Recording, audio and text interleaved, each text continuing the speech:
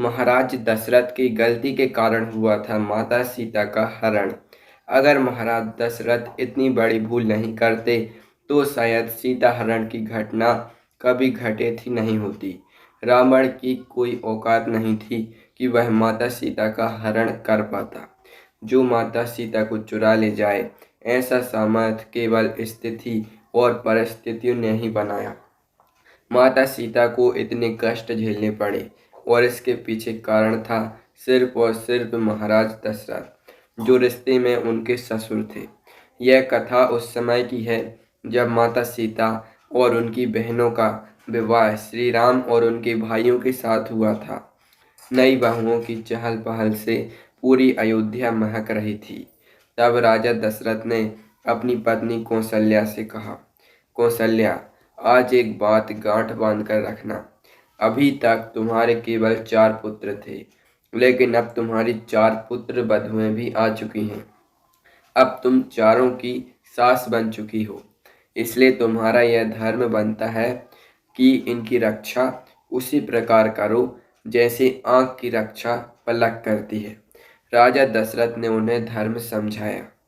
कुछ दिन बीत जाने पर राजा दशरथ ने सोचा कि क्यों ना अपनी चारों बहुओं की परीक्षा ली जाए और यह देखा जाए कि उनमें क्या क्या गुण हैं।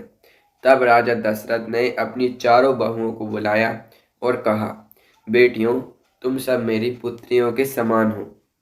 मेरा तुमसे एक आदेश है। चारों बहुओं ने कहा, कहिए पिताजी, क्या आदेश है?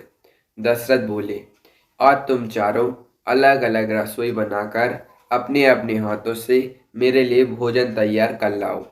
फिर मैं देखूंगा कि मेरी कौन सी बहू कितनी चतुर और योग्य है। चारों बहुओं ने रसोई बनाना शुरू किया। 56 प्रकार के व्यंजन तैयार किए गए। सबसे पहले भरत की पत्नी मांडवी थाली लेकर आई। उन्होंने सुंदरता से भोजन सजाया, परंतु एक बात भूल गई, खाने वाले को पहले पानी देना चाहिए। दशरथ ने थाली तो ले ली, लेकिन अलग रख दी और कहा, बेटी जाओ, हम थोड़ी देर में भोजन करेंगे। इसके बाद लक्ष्मण की पत्नी उर्मिला और शत्रुघ्न की पत्नी भी आईं। उन्होंने भी जल्दी जल्दी से भोजन बनाया और थाली सजाकर राजा दशरथ को दी, लेकिन वही गलती दोहराई। अब 3 थालियां आ चुकी थी, पर दशरथ ने किसी से भोजन नहीं किया। उन्हें सीता का इंतजार था। सीता ने भोजन बड़ी निपुणता और सुंदरता से बनाया था। उनके व्यंजनों की सुगंध अलग ही थी। सीता ने 56 प्रकार के व्यंजन सजाकर एक थाली में रखा और जल भी ले लिया। उन्होंने सोचा, मैं पहले ही देर से आई हूँ, तीनों बहनें पहुँच चुकी होंगी। अगर अब मैं जल लेने वापस गई तो पिताजी क्या सोचेंगे। इसलिए एक हाथ में भोजन की थाली और दूसरे में जल लेकर चल पड़ी। तभी हवा का झोंका आया और एक छोटा सा तिनका उड़कर सीता जी की थाली में गिर गया। यह देखकर सीता घबरा गई। उन्होंने सोचा, अब क्या करूं? अगर वापस गई तो पिताजी और देर समझेंगे। हाथ दोनों व्यस्त हैं, तिनका कैसे हटाऊं? सीता कोई साधारण स्त्री नहीं थी, वे स्वयं लक्ष्मी का अवतार थी। उन्होंने अपनी दिव्य शक्ति से नेत्रों की अग्नि से तिनके को जला दिया। यह सब दशरथ देख रहे थे। सीता ने जल रखकर थाली ससुर को दी और कहा, पिताजी भोजन कर लीजिए। दशरथ ने थाली अलग रख दी।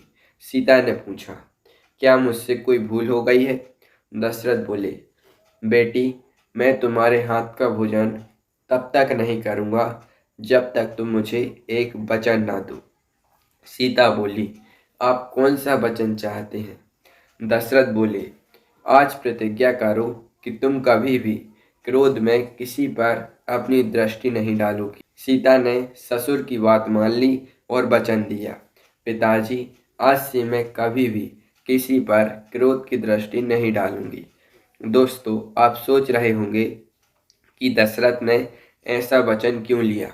दशरथ ने सोचा कि कभी राम और सीता में कभी अनबन हुई और यदि सीता ने क्रोध में अपनी दृष्टि डाल दी तो अनर्थ हो सकता है।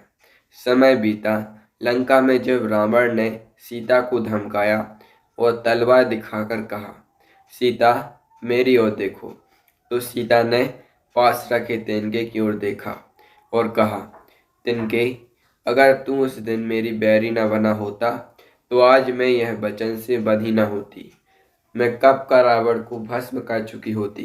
तो मित्रों, महाराज दशरथ की इसी गलती और उनके लिए दिए वचन के कारण माता सीता स्वयं को मुक्त नहीं करा सकी। यही वजह थी कि रावण द्वारा सीता का हरण संभव हो पाया। तो दोस्तों, यह थी आज की कथा। उम्मीद है आपको यह वीडियो पसंद आई होगी। अगर वीडियो पसंद आई हो तो कृपया इसे लाइक जरूर करें। जय श्री राम।